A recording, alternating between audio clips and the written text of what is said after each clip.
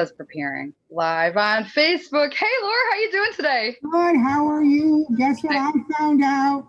What? Next week, it's going to start getting warmer in the high 30s and 40s. Yes. I gotta tell everybody that.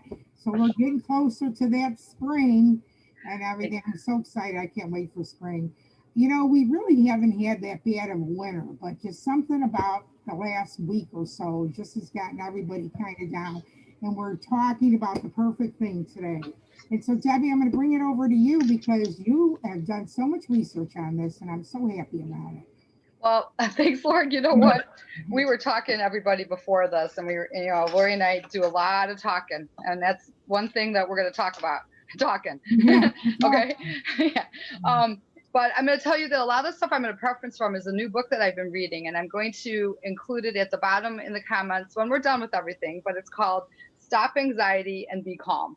And okay, so we're going to talk about actually your emotions and how to define between understanding fear versus anxiety. Okay, because a lot of times we're dealing with a lot of stuff, and we've done segments on just anxiety and we've done some stuff, but this is a little bit different what we're going to do today. We're actually going to bring in a few more like twists to it where I think that we can actually kind of feel like we all can relate to what the subject is. And I'm going to preference again that Lori and I are no scholars by far. Right. We are just everyday people who actually are dealing with the same thing that we're going to talk about.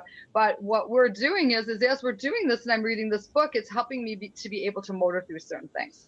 Okay, so I'm going to talk about fear for a second. Fear, are you afraid of something? Fear is something like, okay, there's a fire in the house. Oh my gosh, how do I get it out? Where's the fire extinguisher? I am scared. There is fear going on right there, okay? It's making you fearful of what the current situation is, okay? Anxiety, on the other case, okay, and some feelings of emotion that can be triggered by certain other things. Now, can fear trigger anxiety? Yeah, sure, it could. Okay. But also emotional symptoms of anxiety are a little bit more broad. Okay. Fear, another thing, I'm afraid to ride my bike because I think I'm going to fall off. Okay. But then you could also have anxiety of, oh my gosh, if my anxiety is I'm going to fall off. So I'm so scared. I'm holding on like for dear life. And I'm not going to ride it now because I'm just afraid I'm going to fall off. Okay. So it's like kind of all twisted together. So, but when you look at the feeling and you look at how strong that word is, anxiety can be caused and also in conjunction with anger and sadness and hopelessness and insomnia, mood, and it can have mood swings and racing heart and shortness of breath and dizziness and stomach upset, which when you look at all those last ones I just mentioned, those are characteristically different signs that lead to different health challenges. So you may go to the doctor with this chronic thing saying that you have this, and they're doing all these tests and they can't figure it out. It's just like when you go and your car is making a noise and then you go to the mechanic and then the mechanic is like, well, ma'am, I'm sorry, but your car is running perfectly fine. And you're like, but it's not working for me. And, I'm feeling like my body, I'm feeling all these things, so like, if you want to relate it that way. And I think that we need to kind of define that, and we need to figure out, okay, listen, anxiety is nothing to be, embarrassed about. It's nothing to be like, actually, it should be addressed. Okay. And we need to come to grips with it. And, over 40 million people suffer with different anxiety disorders. Okay. And I'm not going to list those because, again, I'm not, the expert on all this stuff. But, I'm telling you, when you talk it out and you try to get through the challenges to the root of why and what's going on, you can literally start yourself on a path of healing. Now, does that mean that you're going to not have anxiety? No, you're still going to have anxiety. Okay. It's going to happen, but like, one of my things that I love is, I'll journal something out or I'll talk to myself. I'll do self-talk. Okay. I'll talk myself through it, try to get myself to work it out. Another great thing is you got to have a person you can talk to. My go-to person is Lori. Lori and I will talk about some of the strangest topics, guys. We'll talk about stuff that we deal with on a general basis and what would you do kind of thing. And if Lori says something and sometimes like she'll open up the door to a picture that I don't even look at because I'm too much in the situation that's causing me this. Okay. And it really talks in here in this book. It also talks about emotional relief can come by talking with others and whom you have, a personal contact with. It doesn't have to be someone you're related to. It doesn't have to be somebody you even know. It could actually be, maybe you need to go talk to a therapist or talk to somebody, get into some of these meetup Zoom groups, or whatever it is, to discuss some of your issues, that you're going through. Okay. Um, Anxiety can be triggered by worry. Okay. And do you ever hear somebody say, like, you're a worry wart? Okay. I tend to try not to let my mind go there. Okay. My girls are older, but I remember times when they'd be going somewhere far and I'd worry, oh my gosh, what if they have a flat tire? Oh my goodness. What if they have, oh, I'm worried that they're going to meet the wrong person, get in the wrong crowd, do whatever, and I'd have to think of the trust I have in them and the faith that I have in them, that I brought them up hopefully in a good mindset, that they're going to make right choices, but I still, in the back of my mind, the worry. So then what happens is, then it turns around and triggers anxiety. And then I'm experiencing things like this. Oh my goodness, I'm having the shortness of breath. I'm having, the stomach thing happening or whatever. So these are the things that we have to try to work through and find what is that alternative answer. Again, I'm going to tell you, reading a book like this, and we're going to talk at the end, like I said, about that. But Laura, what are some of your thoughts and some of the things that you have to add? Well, first of all, I want to say that fear, now fear is a real feeling, okay? But I think fear, you could kind of walk away a lot easier than anxiety, okay? Like, for example, I'm afraid to watch a scary movie, so you don't watch the movie. Mhm. I'm afraid to go on a roller coaster, so you don't go on the roller coaster. I mean, the real feelings is fear, But I think fear ends up going into anxiety, where we were talking about anxiety causes a lot of issues in your body, causes a lot of things. It causes people to overeat. It could cause people to not eat. Anxiety could cause your heart to race, like Debbie was saying. It could cause so many things: headaches, stomach aches, all kinds of things. And I looked up some stuff that Debbie did, and I was reading some stuff that you could do to help with some kind of when you have anxiety real bad. I suffer with anxiety, so I know a lot of this stuff. But I was reading it. Exercising daily helps with your anxiety because your mind is going in a more positive way. And what is it? The endorphins is it that you get in your brain? Mm-hmm. Maintain a positive attitude. Debbie's one of the most positive people I know. But Try. read a book, listen to Christian music, listen to upbeat music, get enough sleep. That is huge. That is so Mm-hmm. huge. Mm-hmm. And learn what aggravates your anxiety. What think about it. Everybody has their own thing that causes anxiety.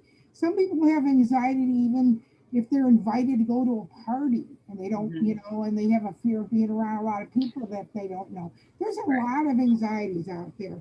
Eat well, balanced diets. Okay, that's huge and something I'm trying to work on. And practice relaxation techniques. I know there's a lot of stuff on tape you could listen to, and maybe some of that. Remember how they had the ocean music and all Mm-hmm. that kind of music? And then this is huge for some people that you have stop consuming too many caffeinated drinks. They Yeah. say that agitates the anxiety. Also, smoking does. Mm-hmm. See, I would think smoking would calm you down, but I guess it would have that reverse thing. So, but don't forget to see a doctor, I mean, because anxiety is really real. And it says here, see a doctor if you notice that the anxiety is interfering with your daily tasks. Mm-hmm. And if you have history of having anxiety many times. Uh, oh, this is huge. If the anxiety is accompanied by insomnia, because you can't sleep because you're too anxious, and if you have depression, because also again, fear, anxiety, depression, they all kind of work together. But Mm-hmm. don't be afraid to get help. And you know what? There's so many support groups out there. We talked about those meetup groups. I'm sure there's some with that. I know on Facebook there's a lot of support groups for this kind of stuff. Don't be afraid to reach out to somebody. You might be having a major anxiety attack in the middle of the night. Well, one, you're not going to call a counselor. One, you're not going to call your best friend because they're sleeping. But you might be able to get on one of those support groups on Facebook, and you might be True. able to talk to somebody. It's true. And there's also the crisis hotlines. You might not have to be having a major crisis, but you need somebody to talk to. If you've ever experienced anxiety and your body feels like your heart's going to just beat right out of your chest, you need to do something right away. Hmm. And for those of you that suffer with it, you know what I'm talking about and stuff. Sometimes I call it feeling like you're in a toilet bowl being flushed down and you can't climb up. Hmm. That's my analogy of it. So with that, Debbie, you want to go on to something else? I want to piggyback on something you just said. This is so perfect. I just looked down and on this that is in this book, it says anxiety triggers adrenaline, Yeah, which puts the body into high alert, primed for action and protection. So think about it. It's almost like, whoa, it's kind of like it's coming out and it's trying to protect you, but at the same time that it's released into your brain, and then you get the muscle tension, the restlessness, increased heartbeat, like Lori said, the sweating, shortness of breath, and stomach ache. Again, this is another quote that's in this book, So, there's so many resources out there, that we can take advantage of. I think that, with the internet too, you can Google and find things, but I also want you to be a little careful about where you get your information. I think Lori and I touched on some of the most positive places. And I think that, those are the places that are really good to utilize and stuff like that. Again, I'm going to post this book, but I want to tell you a couple things. I want to wrap it up a little bit with something here. Anxiety is a normal bodily response to threats. Okay, the threat of whatever. Okay, we've talked about that. Feeling fearful about something in your immediate environment that's adaptive. Imagine what if situations that may or may not come to pass are manipulative to you. Okay, manipulative. I'm saying this wrong, but anxiety responses to treatment, and you can always get better. You can always work on trying to calm things down. And may you do well and then have a relapse, then you realize you're not so scared because you're realizing and defining what it is. The first thing that people think about when they start to get that heart racing, they're thinking something's going on with their heart, and then it just triggers it, and it gets crazier and crazier. The brain is going to be able to grow and change structurally as you adjust it. Okay, so your brain is so smart, you guys. I do a lot of studying on brain studies and stuff and neurological things. Lori and I've discussed this as well, and I'm telling you, there's some very key points about how smart your brain is, how you can retrain your thinking, you can retrain your function, you can do a lot of things. Believing that reducing anxiety is in your own control, and if you work hard, all that will pay off. You can make a difference in yourself as long as you own up to it and you say, I want to get better, I want to help myself, I want to work through this, and you can. You really can. One thing that helps me, I'm just going to mention really quickly and touch on it, and you can private message me or put it, and I'll be happy to get a hold of you. But I wear something on a daily basis, which is a cognitive therapy sleeve. Okay, and this sleeve looks like this one is actually got some pretty flowers on it, and it's purple, my very favorite color. But they're made in solid colors, they're made in all different kinds. My grandson wears one to school. It helps him with his mind focus, with him to be able to actually pay more attention and not be so anxious in his little body that he is. So these are things that that there are things out there that can help you in addition to all the things we talked about. So with that, Laura, I'm going to turn it back to you and see what else you may want to add. I was just sitting there thinking about it, and a lot of our anxieties and fears and stuff like that, and shame, all kinds of emotions like that, a lot of it stemmed from our childhood.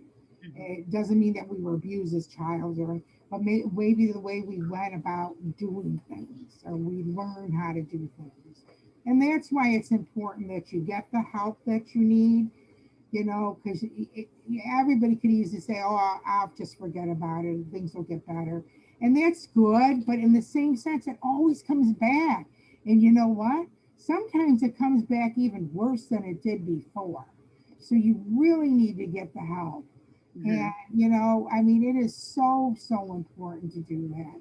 And you know what? Just so you know, a lot of people don't know this, but the counselors are doing now, and they're doing like Zooms with for appointments, or they're doing it by phone because they don't want you going in their offices because of the COVID, and it's hard to talk when you're wearing a mask.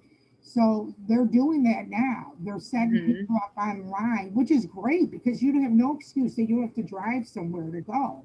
Right. I've had to drive over an hour to a counselor's appointment. But this way I could just do it right in my home. So don't be afraid to do that. And like Debbie says, that book sounds so interesting. And, just I think the reading is just so good. I think we just need to tune the world off behind us and just focus on something else in our minds. And, with that, Debbie, I just want to say thank you so much for coming up with this idea. It really helped me out today, and I hope it helped every one of you. If you have any questions, don't hesitate to send us a private message or send us a message. Or if you have any other ideas of any other shows or anything else that we could talk about, send us a message because we want to hear from you. This is about all of us. All right. Friends helping friends, right? Right. I have one quick thing to add, Laura, that we do have some authors in this group, and we have some authors that we've already interviewed, and you guys know who you are. And if we've interviewed you and we've talked about your books before, please feel free to repost them to remind people, because we're fully aware of those, and we're excited, and we know that there's some up and coming good greatness that's going to happen for a lot of you. And again, and I'll post this book, and again, if you need any information about that sleeve, let me know. And with that, we're going to say, hey, guys, we hope that wherever you're at, you have good weather. We've heard there's been some very crazy weather everywhere. And don't forget, you guys, we're growing. We grew a lot this last week. Lori and I are so excited. Keep it up. Keep up the good work. Invite. Okay? Thank you. You guys have a great weekend. Bye-bye. Bye. Bye.